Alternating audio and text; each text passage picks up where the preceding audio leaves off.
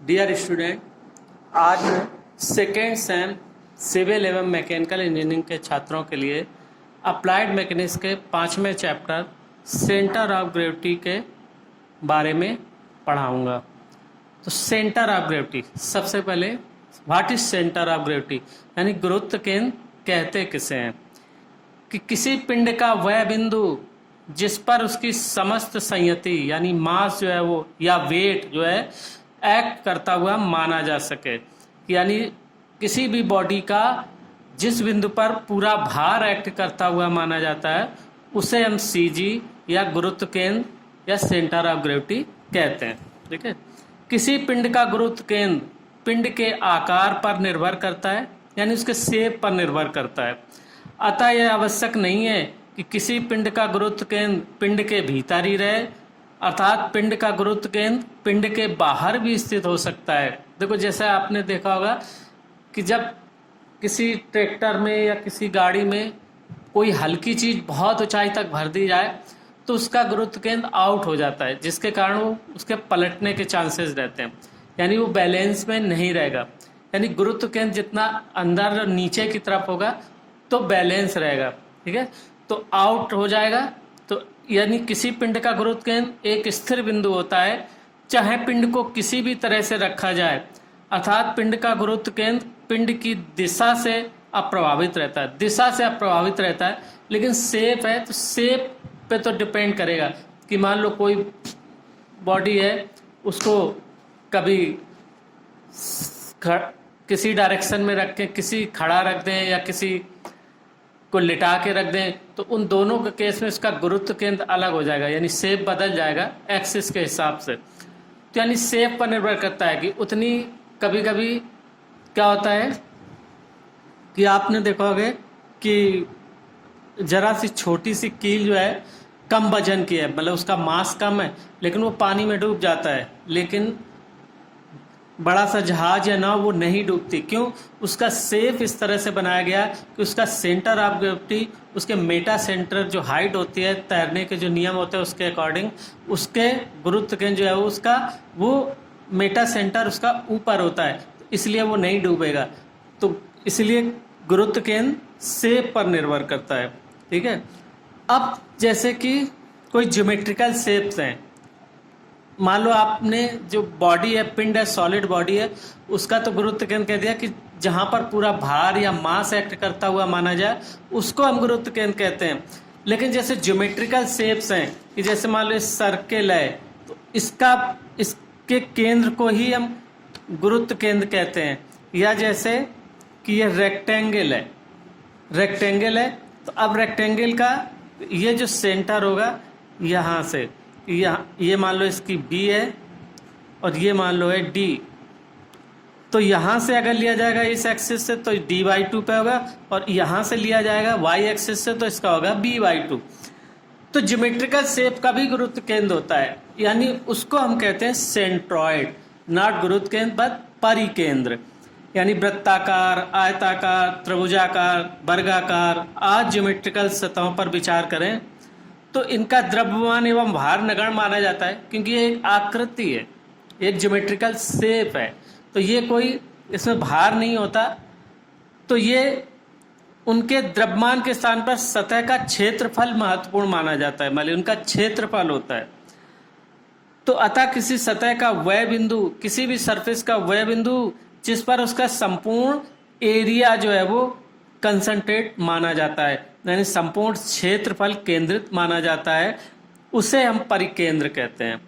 तो गुरुत्व केंद्र जिस पर कि उसका मास या वेट कंसंट्रेट माना जाए कि इसी बिंदु पर एक्ट करता है, उसको तो कहते हैं हम सेंटर ऑफ ग्रेविटी। और जो ज्योमेट्रिकल शेप होती हैं उनका वेट या मास नहीं होता, क्या होता है? क्षेत्रफल होता है। कि वृत्ताकार है, उसका डाया डी है, तो क्षेत्रफल होगा π/4 d²। तो अब वो क्षेत्रफल जो है वो जिस बिंदु पर कंसंट्रेट माना जाए, यानी जिस पॉइंट पर कंसंट्रेट माना जाए, जिस बिंदु पर केंद्रित माना जाए उसको कहते हैं परिकेंद्र। यानी परिकेंद्र क्या है? वो क्षेत्रफल का केंद्र है, जहां पर क्षेत्रफल एक्ट करता हुआ माना जाए। अब हम ये गुरुत्व केंद्र जो है वो मतलब उसको फाइंड कैसे करते हैं? डिटर्मिनेशन ऑफ सीजी और centroid of plane figure by moment method. तो समतल प्लेन का निकालना है, मान लो अब मोमेंट मेथड से निकालना है। मोमेंट हम जानते हैं क्या होता है कि जो भी एक्सेज है उसके सापेक्ष किसी बिंदु का मोमेंट बल और उसके परपेंडिकुलर डिस्टेंस के बराबर होता है। अब यहाँ पर मोमेंट हम लेंगे area moment, not mass moment या नॉट आपका जो है फोर्स का मोमेंट ऑफ फोर्स नहीं लेना, क्या लेना है, मोमेंट ऑफ एरिया। तो किसी समतल का गुरुत्व केंद्र ज्ञात करने के लिए एक्स तथा वाई अक्ष इस प्रकार रखे जाते हैं कि एक्स अक्ष समतल के सबसे निचले किनारे से तथा वाई अक्ष समतल के बाएं किनारे से गुजरता है। तो अतः संपूर्ण समतल एक्स वाई तल के पहले क्वाड्रेंट में स्थित हो जाता है। क्वाड्रेंट जानते हैं, ये क्वाड्रेंट है। तो अगर हम इस वाई एक्सिस को सबसे किनारे और एक्स एक्सिस को सबसे लोअर मानेंगे, मान लो कि ये सरफेस है, तो ये फर्स्ट क्वाड्रेंट में हो जाएंगे। तो यहाँ से हमें निकालना है, इसके छोटे छोटे क्षेत्रफलों से मिलके बना है। तो अगर वाई अक्ष के सापेक्ष निकालेंगे और इस वाई अक्ष के सापेक्ष इसका सेंट्रॉइड कितना होगा और एक्स अक्ष के सापेक्ष इसका सेंट्रॉइड, ऐसे इसको कैलकुलेट करना है।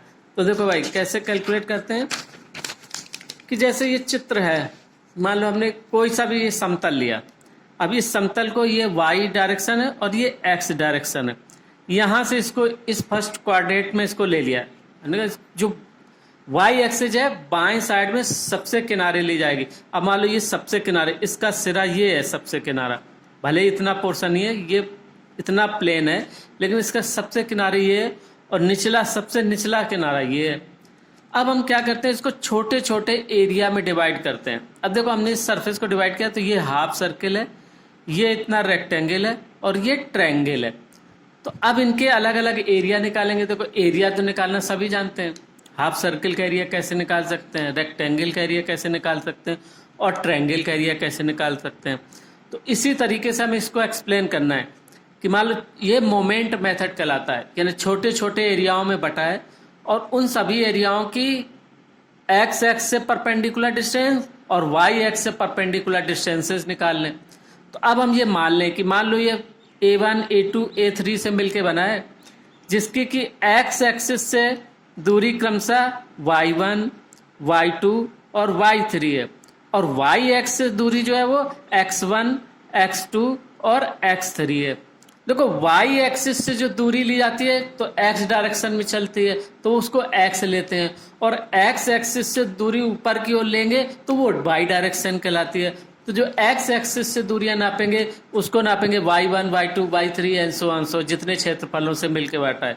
और y एक्सिस से जो दूरियां मानेंगे वो x1, जो इसका केंद्र यहाँ से x1, इसके केंद्र से x2, इसके केंद्र से मान लो है x3, ये सेंटर में लेना है। और x एक्सिस से जो दूरी है इसकी हो गई y1, लोअर एंड से, लोअर एंड को x एक्सिस से लेते हैं y1, इसके केंद्र से हो गई यहाँ तक की y2 और इसके केंद्र से यहाँ तक की दूरी हो गई y3। ठीक है भाई। तो इसी तरीके से हमने लिखते हैं कि मान लो चित्र में दिखाई एक समतल के सभी भागों के केंद्र की x तथा y दूरियां पॉजिटिव हो जाती हैं, यानी फर्स्ट क्वाड्रेंट में ले लिया तो सब पॉजिटिव रहेंगी, इसीलिए कोशिश ऐसा करते हैं कि पॉजिटिव ही रहे। बाई चांस का भी थोड़ा सा पोर्शन निकल भी सकता है तो फिर उसको नेगेटिव लेंगे। तो वो जब सिग्मा करेंगे x बार या y बार निकालेंगे तो उसमें पॉजिटिव नेगेटिव ले लेंगे मोमेंट को, क्योंकि मोमेंट भी पॉजिटिव नेगेटिव हो सकता है।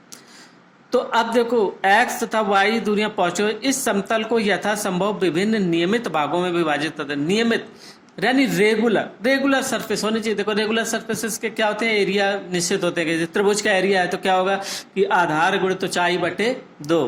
रेक्टेंगल का क्या होगा कि लंबाई गुणित चौड़ाई। हाफ सर्किल का क्या होगा कि π/4 d²y2, है ना। तो ऐसे हाफ सर्किल का भी निकाल सकते हैं।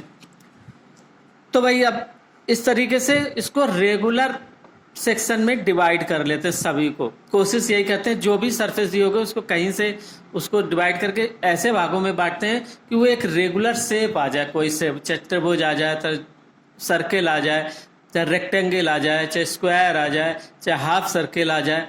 तो ऐसे जिनका कि आसानी से एरिया पता कर सकते हैं। तो चूंकि समतल के गुरुत्व केंद्र पर समतल का समस्त क्षेत्रफल स्थित होता है, इसलिए आघूर्ण के सिद्धांत के अनुसार संपूर्ण क्षेत्रफल का y अक्ष पर आघूर्ण का मान समतल के सभी भागों के आघूर्णों के योग के बराबर होगा, यानी a1 plus a2 plus a3 into x bar. Suppose कि यहाँ से y एक्सिस से इसका गुरुत्व केंद्र है x बार, मान लो सारे समतल का गुरुत्व केंद्र यहाँ कहीं आया, तो यहाँ से दूरी x बार यहाँ और यहाँ से दूरी y बार। तो x बार यानी y एक्सिस से गुरुत्व केंद्र की दूरी, y बार x एक्सिस से गुरुत्व केंद्र की दूरी। तो अब सारे एरियाओं को a1 plus a2 plus a3 into x bar बराबर क्या होगा, a1 x1 plus a2 x2 plus a3 x3 and so on. So जितने में बांटा है सबकी दूरियां पता करना चाहिए, x एक्सिस से भी और y एक्सिस से भी। तो जो y एक्सिस से दूरियां हैं, y एक्सिस से जो गुरुत्व केंद्र की दूरी आएगी वो x बार कहलाएगी, और जो x एक्सिस से जो दूरी आएगी वो y बार कहलाती है। तो ये हम इस तरह करें तो समतल के गुरुत्व केंद्र यानी परिकेंद्र का x निर्देशांक यानी x निर्देशांक जो होगा यानी y एक्सिस से जो दूरी होगी परिकेंद्र की, दैट इज x बराबर a1 x1 plus a2 x2 plus a3 x3 plus so on. So जितने भागों में बांटा है और डिवाइडेड बाई सभी जो एरिया दिए हुए हैं उनका योग, यानी a1 plus a2 plus a3 and so on. So यानी इसको हम कह सकते हैं sigma ai xi upon capital A, जहाँ capital A equal to a1 plus a2 plus a3 and so on. So यानी जितने भागों में हमने बांटा है, 3 भाग हैं 4 भाग हैं, तो सभी का एरिया जुड़ जाएगा, वो that is called the capital A. और सभी का मोमेंट यानी एल्जेब्रिक सम। अब देखो इसमें कोई सा क्षेत्रफल अगर इस कोऑर्डिनेट में आ गया तो उतना पोर्शन घट जाएगा, तो उसको माइनस ले लेंगे कि माइनस x4 y4 a4। तो इसीलिए सिग्मा लिखते हैं, सिग्मा ai xi का मतलब इस सभी एरिया मोमेंट का एल्जेब्रिक सम। एरिया मोमेंट जब परिकेंद्र अब निकालते हैं तो एरिया मोमेंट ही कैलकुलेट किया जाता है। तो इस प्रकार y निर्देशांक से अगर y हो तो सेम चीज हो जाएगी a1 plus a2 plus a3 into y bar बराबर a1 y1 plus a2 y2 plus a3 y3 and so on. So तो y बार क्या हो जाएगा कि a1 y1 plus a2 y2 plus a3 y3 plus so on. So upon a1 plus a2 plus a3, वो वही रहेगा सभी एरियाओं का जोड़ यानी a।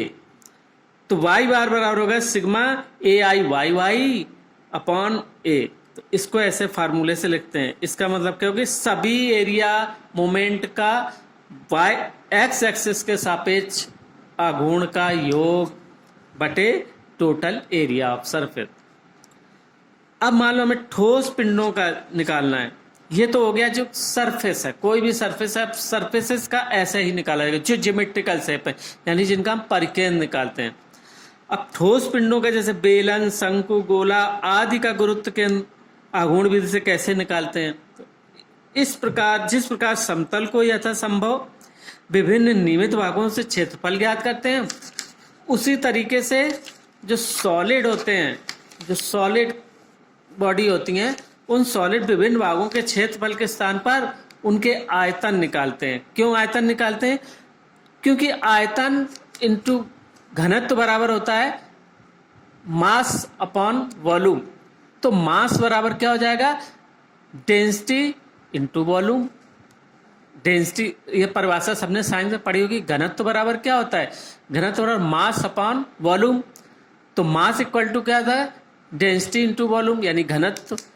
तो हम मास, चूंकि गुरुत्व केंद्र क्या होता है सॉलिड बॉडी का, कि उसका मास या वेट जो उसके जिस बिंदु पर कंसंट्रेट माना जाता है। तो अब सरफेस के लिए तो हमने एरिया निकाला, लेकिन इसके लिए हम वॉल्यूम निकालेंगे। वॉल्यूम क्यों निकालेंगे कि अगर वो मटेरियल एक ही पदार्थ का बना हुआ है तो पदार्थ के घनत्व कांस्टेंट निश्चित होते हैं, तो वो उसके साथ मल्टीप्लाई हो जाएंगे, तो वो कॉमन हो जाएंगे, ऊपर भी रहेगा। यहाँ अगर कॉमन ले लेंगे तो घनत्व आ जाएगा, और यहाँ भी कॉमन लेंगे घनत्व कट जाएगा। तो इस प्रकार से क्या बचेगा, वॉल्यूम बचता है। तो इसलिए x बार बराबर v1 x1 plus v2 x2 plus v3 x so upon v1 plus v2 plus v3 and so on. So तो sigma vi yi upon v, और x बार बराबर होगा sigma vi yi upon sigma. अब हमने यहाँ देखो घनत्व लिख दिया, यहाँ भी घनत्व, घनत्व तो बाहर आ जाएगा, कट जाएगा, नहीं लिखे, चाहे तो इसमें भी लिख सकते हैं कि घनत्व तो लिखे सिग्मा, अब v की जगह हम क्या लिख देंगे,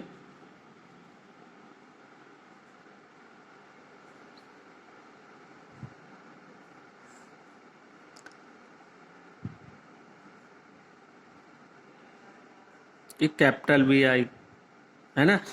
यानी कैपिटल वी का मतलब क्या हुआ कि जो सभी वॉल्यूम का v बराबर यानी v1 plus v2 plus v3 and so on. तो देखो मास क्या हो जाएगा, इसी के साथ घनत्व का मल्टीप्लाई हो जाएगा, तो ये मास होगा। तो घनत्व चूंकि दोनों तरफ होता है ऊपर नीचे, इसलिए काट देते हैं, इसलिए वॉल्यूम से काम चल जाता है। तो हम पूरा वेट न निकाल के, क्योंकि घनत्व पूरे मटेरियल का सेम होगा, तो वो कॉमन चीज होती है। इसलिए जब हम एरिया निकालते हैं, किसी प्लेन का सेंट्रॉइड निकालते हैं, तो एरिया मोमेंट निकालते हैं कि एरिया सभी भागों का, नियमित भागों का एरिया निकल। इसमें भी नियमित भाग होंगे। नियमित भाग कैसे, जैसे मान लो ऐसे ये बॉडी है, तो ये अब मान लो कुछ ऐसे बनी हुई है कि ये सिलेंडर है और साथ में ये हाफ गोला है, तो गोले में कन्वर्ट करेंगे और एक सिलेंडर लेंगे, तो 3 भागों में डिवाइड कर देंगे, 2 अर्धगोला और 1 सिलेंडर। जैसे ये कोन है, चाहो तो इसको क्या और ऐसे लगाओ, ये मान लो शेप है, तो इतना सिलेंडर और इतना ये कोन। तो ऐसे सॉलिड होते हैं, जैसे सिलेंडर होता है, पिरामिड होता है, कोन होता है ना। तो ये सारे सिलेंडर, ये मेंसुरेशन में आप लोगों ने पढ़े होंगे भाई, 9-10 तक सब जगह पढ़ा देते हैं मेंसुरेशन में। तो उनका हम वॉल्यूम कैसे निकाल सकते हैं, ये भी सबको पता है कि गोले का वॉल्यूम क्या होता है, सिलेंडर का वॉल्यूम क्या होता है, शंकु का वॉल्यूम क्या होता है। तो ये सारे वॉल्यूम आने चाहिए, क्योंकि इन्हीं रेगुलर शेप में उस पूरे सॉलिड को डिवाइड करेंगे और सभी भागों का वॉल्यूम निकालेंगे, यानी आयतन निकालेंगे। ठीक है, क्योंकि गुरुत्व केंद्र क्या होता है, जिस पर मास या वेट कंसंट्रेट होता है, तो मास बराबर होता है वॉल्यूम इंटू डेंसिटी, घनत्व इंटू आयतन। तो घनत्व चूंकि सभी के लिए मटेरियल सेम है, सबके साथ सेम हो जाएगा। कि मान लो हम यहाँ मास रखें v1, उसका m1 रखें, तो m1 बराबर v1 इंटू रो, m2 बराबर v1 रो इंटू v2, तो रो कॉमन आ जाएगा बाहर, तो यहाँ भी रो कॉमन बाहर आ जाएगा। फिर ऐसे लिखें कि कैपिटल M बराबर टोटल मास बराबर सिग्मा M बराबर क्या हो जाएगा, rho v1 plus rho v2 plus rho v3 and so on. So इसीलिए हम क्या कर सकते हैं कि उसको हम वॉल्यूम में कन्वर्ट कर लेते हैं, वॉल्यूम निकाल के काम चल जाता है। तो ये कहलाता है moment method to find the centre of gravity, यानी सेंटर ऑफ ग्रेविटी को मोमेंट मेथड से कैसे निकालते हैं। अब हमें डिफरेंट सिमेट्रिकल शेप का मोमेंट ऑफ, अब हमें जो आपके सिलेबस में जो सिमेट्रिकल शेप्स हैं, जैसे कि टी सेक्शन, ये जो जितने भी हैं ये एरिया वाले हैं। जो आपको सेक्शन निकालने ऑलमोस्ट जो इंजीनियरिंग में यूज किए जाते हैं सेक्शन, वो T section, I section, channel section, L section और उसके बाद जो बेसिकली जो भी सेक्शन बनाए जाते हैं वो मोस्टली यही ज़्यादा यूज किए जाते हैं। आगे के भी जब सब्जेक्ट पढ़ेंगे तो यही सेक्शन मोस्टली आएंगे, या तो टी सेक्शन होगा, T section, I section, channel section, L section. तो इन सबके अब हमें गुरुत्व केंद्र निकालना कैसे निकाले जाते हैं। तो जैसे सबसे पहले हम टी सेक्शन लेते हैं। तो देखो अब क्या होता है कि कोई भी सेक्शन कभी वो एक्स एक्सिस के सापेक्ष सिमेट्रिकल होता है, कभी वाई एक्सिस के सापेक्ष सिमेट्रिकल होता है। ठीक है भाई। तो अब जैसे हमें जो जिसके सिमेट्रिकल हो, अगर मान लो कि वाई के सभी जो भी, जैसे कि टी आई सेक्शन समानता वाई अच्छी के सिमेट्रिकल होती हैं, तो इनका सेंट्रॉइड सिर्फ वाई बार निकालना होता। और किसी वस्तु या पिंड के गुरुत्व केंद्र या केंद्रक एक्स बार वाई बार निकालने के लिए सर्वप्रथम ये देखना चाहिए कि दी हुई आकृति किसी एक अक्ष एक्स एक्स या वाई के सिमेट्रिकल है या नहीं है। यदि दी गई आकृति वाई अक्ष का सिमेट्रिकल हो तो सेंट्रॉइड एक्स निर्देशांक एक्स बार शून्य होगा। तो क्या होता है कि टी सेक्शन और आई सेक्शन वाई अक्ष का सिमेट्रिकल होती हैं, तो इनका सेंट्रॉइड वाई बार निकालना होता है ना, जो कि निम्न प्रकार होगा। अब निम्न प्रकार इनको ऐसे निकालते हैं, देखो तो वाई बार बराबर, अब क्या होगा इसमें कैसे निकालें कि सबसे लोअर को एक्स डायरेक्शन माने, एक्स एक्सिस सबसे लोअर को मानते हैं और वाई इस किनारे को मानते हैं। चूंकि वाई एक्सिस के सिमेट्रिकल है, ये एक्सिस अगर हम खींचे तो जितना इधर है उतना इधर, जितना इधर है इतना उधर, तो इसमें हम क्या निकालेंगे, केवल वाई बार निकालेंगे। इसी तरह टी सेक्शन 20 से सेंटर लाइन खींची, इस एक्सिस से जितना यहाँ है उतना यहाँ, यहाँ से जितना इस तरफ है उतना इस तरफ, यहाँ भी जितना इस तरफ उतना इस तरफ, इसका मतलब वाई एक्सिस के सिमेट्रिकल है। तो जो सेक्शन वाई एक्सिस के सिमेट्रिकल होते हैं उनका गुरुत्व केंद्र निकालने के लिए हम वाई बार निकालते हैं, यानी एक्स एक्सिस से निकालते हैं, और जो एक्स एक्सिस के सिमेट्रिकल होते हैं उनका हम वाई एक्सिस से निकालते हैं, यानी एक्स बार केवल निकालते हैं। जैसे कि ये जी सिमेट्रिकल है, जो चैनल सेक्शन होता है एक्स एक्सिस के सिमेट्रिकल है, तो उसका सेंट्रॉइड निकालने के लिए वाई बार 0 होगा, वाई बार 0 होगा, और चैनल सेक्शन एक्स के सिमेट्रिकल होता है, इसलिए एक्स बार बराबर निकाला जाएगा, सिर्फ एक्स बार निकाला जाएगा। और वाई के सिमेट्रिकल है तो केवल वाई बार निकाला जाएगा, एक्स बार 0 हो जाएगा। तो अब वही जैसे ये हमने इनको ऐसे ऐसे कर लिया, ये 3 आयत बना लिए, 2 आयत, टी सेक्शन में केवल 2 आयत, 2 रेक्टेंगल होंगे, और रेक्टेंगल का बीच में कहां पर होता है, इसके आधे पर, यानी यहां से b/2 पे। और अगर नीचे से देखा जाए तो ये रेक्टेंगल होगा, तो इसका जितनी ये दूरी होगी d/2 पे, इसका कितना होगा कि यहां से आधे पे, तो फिर इसकी दूरी इस एक्सिस से कितनी हो जाएगी कि यानी ये डिस्टेंस प्लस इतना, तो ये y2 निकल आएगी। तो इस तरीके से y1 y2 निकालते हैं, जो एक्स वाई एक्सिस के सिमेट्रिकल होते हैं, यानी टी सेक्शन और चैनल सेक्शन। तो इनका मोमेंट सेंटर ऑफ ग्रेविटी निकालने के लिए अब टी सेक्शन में 3 आयत हो जाएंगे। तो अब जब हम यहां से निकालना शुरू करेंगे तो इसकी ये हो गई, इसके केंद्र से ये दूरी हो गई y1, इतने आयत के इस केंद्र से दूरी हो गई y2, और इतने आयत के इस केंद्र से दूरी हो गई यहां तक y3। तो ये जोड़ दो, ये जोड़ दो, और इसका आधा जोड़ दो।